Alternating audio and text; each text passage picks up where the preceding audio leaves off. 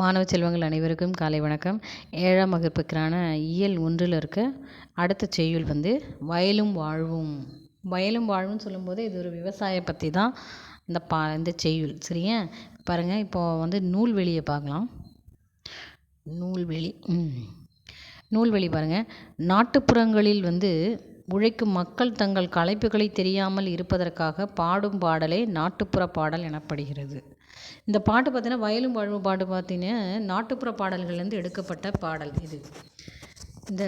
இந்த பாடல், அதாவது இந்த நாட்டுப்புறங்களில் இந்த பாட்டு எதுக்கு பாடுறாங்க அப்படின்னு சொன்னால், தங்களுடைய களைப்பை உழைக்கும் போது தங்களுடைய களைப்பு தெரியாமல் இருப்பதற்காக இந்த நாட்டுப்புறங்களில் இந்த பாடலானது பாடப்படுகிறது.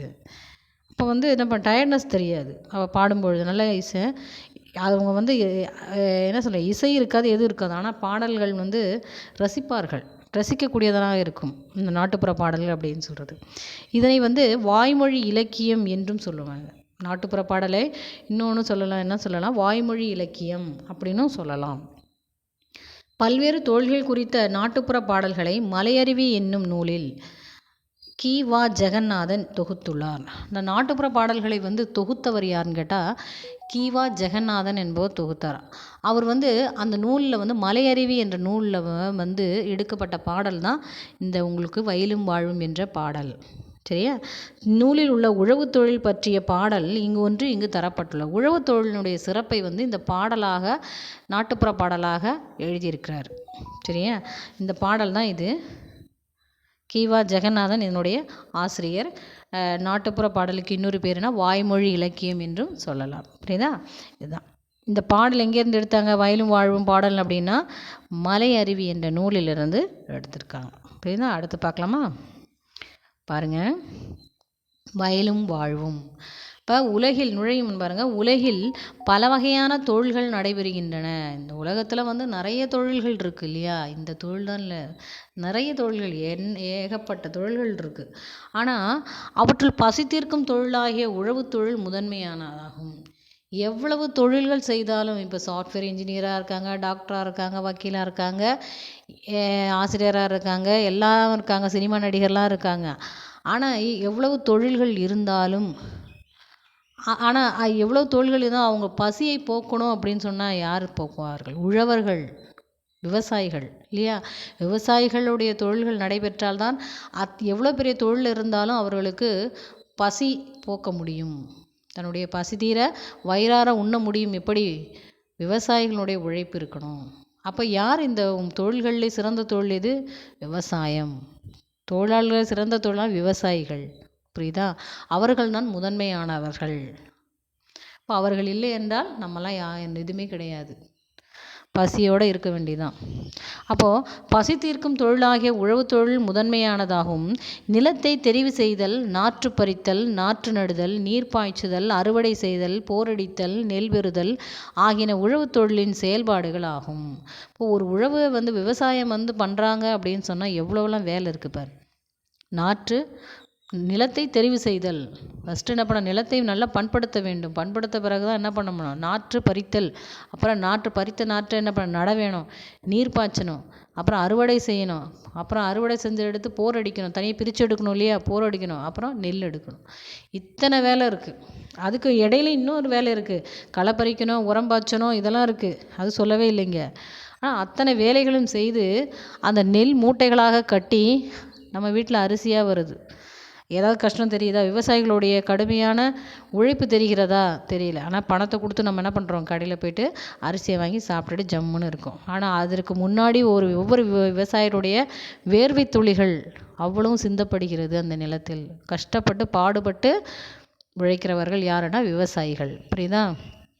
பாருங்கள், இந்த பாட்டு அழகாக பாடியிருக்காங்க பாருங்கள்.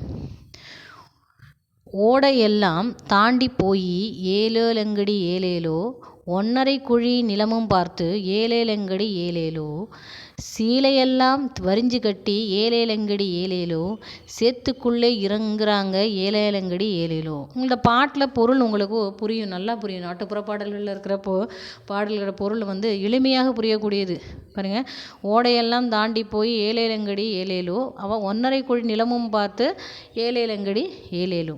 சீலையெல்லாம் வரிஞ்சு கட்டி ஏலேலங்கடி ஏலேலோ, சேத்துக்குள்ளே இறங்குறாங்க ஏலேலங்கடி ஏலேலோ. அடுத்து நாத்தெல்லாம் பிடுங்கையிலே ஏலேலங்கடி ஏலேலோ, நண்டு சேர்த்து பிடிக்கிறாங்க ஏலேலங்கடி ஏலேலோ. ஆனால் உழவு செய்யும் மக்கள் வந்து ஓடையை கடந்து சென்று, அந்த ஓடை இருக்கு இல்லையா, அந்த ஓடை அப்படியே கடந்து சென்று 1.5 குழி நிலத்தை தேர்ந்தெடுக்கணும். 1.5 குழி இருக்குது அந்த நிலம். இந்த சேத்து நிலம் வந்து எத்தனை குழி? 1.5 குழி நிலத்தை தேர்ந்தெடுத்து அங்கே வராங்க பெண்களெல்லாம். அந்த பெண்கள் என்ன பண்ணுறாங்கன்னா, புடவையை இறுக கட்டி, தூக்கி கட்டிப்பாங்க இல்லையா மேலே, புடவையை இறுக கட்டி நடவு செய்ய வயலில் இறங்கினர். சேறு பெறல் உள்ளிய துணியிலலாம், அதனால் என்ன பண்ணுறாங்க பெண்கள், நல்லா தூக்கி இடுப்பில் வச்சு கட்டி நல்லா டைட்டாக கட்டி என்ன பண்ணுறாங்க, அந்த வயலில் இறங்குறாங்க. அப்பொழுது நாற்று பறிக்கும்போது, அந்த நாற்றை வந்து ஒவ்வொரு நாற்றாக பறிக்கிறாங்க. அந்த நாற்றுகளை பறிக்கும் பொழுது ஆண்களும் பெண்களும் என்ன பண்ணுறாங்க, வயல் வரப்பில் உள்ள நண்டுகளையும் பிடித்தனர். அந்த நாற்றை பிடுங்கும்பொழுது என்ன பண்ணுறாங்க, அந்த ஆண்களும் இது பண்ணுவாங்க, நாற்று நடுவார்கள், பெண்களும் நாற்று நடுவார்கள். அப்போ அந்த நாற்றை பிடுங்கும் பொழுது அந்த நண்டு வலை இருக்கும், நண்டு இருக்கும், அந்த நண்டையும் சேர்த்து பிடிக்க எடுக்கிறாங்க, அந்த வயலில் இருக்கிற நண்டையும். அடுத்தது பாருங்கள், ஒரு ஜானுக்கு ஒரு நாற்று தான் ஏலேலங்கடி ஏலேலோ, ஓடியோடி நட்டோமையே ஏலேலங்கடி ஏலேலோ, மடமடன்னு மடை வழியே ஏலேலங்கடி ஏலேலோ, மண்கிலுழ தண்ணீர் பாய ஏலேலங்கடி ஏலேலோ. அப்புறம் சாலு சாலா தாழு விட்டு ஏலேலங்கடி ஏலேலோ, 4 நாளா வளருதம்மா ஏலேலங்கடி ஏலேலோ.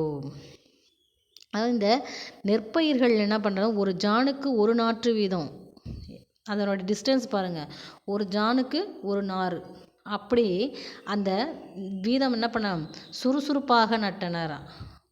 அந்த அளவு இருக்குது, அப்படியே இடுக்கிடுக்குமா நட மாட்டாங்க, ஒரு ஜானுக்கு ஒரு நாற்று அந்த மாதிரி நடுவாங்க. சுறுசுறுப்பாக நட்டனர். நடவு நட்ட வயலில் வந்து மண் குளிருமாறு என்ன பண்ண மடை வழியே நீர் பாய்ச்சினர். அந்த நாற்று வந்து குளிரணும் இல்லையா, அதுக்காக என்ன பண்ணுறாங்க, அந்த மடை வழியாக, அதாவது மடைன்னா என்ன பண்ணுவாங்க, தண்ணி பாய்ச்சுற இடம், அந்த மடை வழியாக இந்த வயலில் வந்து தண்ணீர் பாய்ச்சுகின்றனர். அதுக்கப்புறம் நட்ட நெற்பயிர்கள் எல்லாம் என்ன பண்ணுது, வரிசையாக வளர்ந்து செழித்தன. இந்த நெற்பயிர்கள் எல்லாம் வரிசையாக வளருது இல்லையா, நாற்று நட்ட உடனே என்ன பண்ணோம், கொஞ்சம் கொஞ்சமாக வளர ஆரம்பிச்சிரும் தண்ணீர் பாய்ச்சின உடனே. அதுக்கப்புறம் 4 நாளா வளருதம்மா ஏலேலங்கடி ஏலேலோ, மணி போல பால் பிடித்து ஏலேலங்கடி ஏலேலோ, மனதையெல்லாம் மயக்குதம்மா ஏலேலங்கடி ஏலேலோ. அறுப்பறுக்க ஆளுக்கெல்லாம் ஏலேலங்கடி ஏலேலோ, ஆளு பணம் கொடுத்து வாரான் ஏலேலங்கடி ஏலேலோ. அப்போ என்ன ஆகுது, இந்த நாற்று நட்டது வந்து என்ன கொஞ்சம் கொஞ்சமாக வளர ஆரம்பிக்குது, நெல் வந்து வளர ஆரம்பிக்குது. அந்த நெல் வந்து பிஞ்சில் இருக்கும்போது பார்த்திங்கன்னா, அந்த பால் பிடித்து முற்றிய மணிகள் மனம் மயங்குமாறு விளைந்தன. அதாவது ஒரு நெல்மணிகளை வந்து நம்ம வந்து சின்னதாக இருக்கும்போது அந்த அரிசிக்குள்ளேருந்து எடுத்து பார்த்தோன்னா, பால் அப்படியே அமுக்கி பார்த்தா அதுலேருந்து பால் வரும் இல்லையா. அந்த நெல் வந்து நல்ல முத்த என்ன பண்ணும், நல்ல மணி மாதிரி இருக்கும். அதான் சொல்கிறாங்க, நெல் மணிகள் மனம் மயங்குமாறு விளைந்தன. மனசை மயக்கக்கூடிய அளவில் விளைந்து நெற்பயிர் முற்றி நிற்கிறது. அதை என்ன நெற்பயிர் முற்றினோடனே என்ன பண்ணுவாங்க, அறுவடை செய்ய ஆரம்பிச்சிருவாங்க இல்லையா. அப்போது அறுப்பறுக்க ஆரம்பிச்சிடும். அறுவடை செய்யும் ஆட்களுக்கெல்லாம் பணம் கொடுத்தனர். அப்போ அறுவடை செய்யும் பொழுது அந்த ஆளுங்களுக்கெல்லாம் என்ன பண்ணுவாங்க, அந்த நிலத்துக்கு சொந்தக்காரங்க பணம் கொடுப்பாங்க இல்லையா, அறுவடை பண்ணுறதுக்கு. அறுவடை செய்த நெல்தாள்களை கட்டுகளாக கட்டி தலைக்குள் சும்மாடு வைத்து, அதாவது சும்மாடு தேர்ந்தெடுத்து ஏலேலங்கடி ஏலேலோ, சுறுசுறுப்பாய் கொண்டு போனார் ஏலேலங்கடி ஏலேலோ. கிழக்கத்தி மாடெல்லாம் ஏலேலங்கடி ஏலேலோ, கீழே பார்த்து மிதக்குதையா ஏலேலங்கடி ஏலேலோ. கால்படவும் கதிரு பூரா ஏலேலங்கடி ஏலேலோ, கழலுதையா மணிமணியா ஏலேலங்கடி ஏலேலோ அப்படின்னு சொன்னாங்க. அப்போ அந்த நெல்மணிகள்லாம் முற்றிய நெல்மணிகளை எல்லாம் என்ன பண்ணுறாங்க, அறுவடை செய்ய ஆரம்பிக்கிறாங்க. அறுவடை செய்கிற ஆள்களுக்கெல்லாம் பணம் கொடுத்து அறுவடை செய்கிறாங்க. அந்த அறுவடை செய்த நெல் தாள்களை எல்லாம் கட்டி என்ன பண்ணுறாங்க, தலையில் மேலே வச்சு களத்தில் சேர்க்குறாங்க. நெற்களத்தில் சேர்த்து என்ன பண்ணுறாங்க, கதிரடிக்கிறாங்க. அந்த நெல்லை பிரிச்சுக்கணும் இல்லையா தனியாக. அந்த கதிரடித்த நெல் தாள்களை எல்லாம் என்ன பண்ண, இந்த கிழக்கத்தி மாடுகளை விட்டு மிதிக்க செய்கிறாங்க.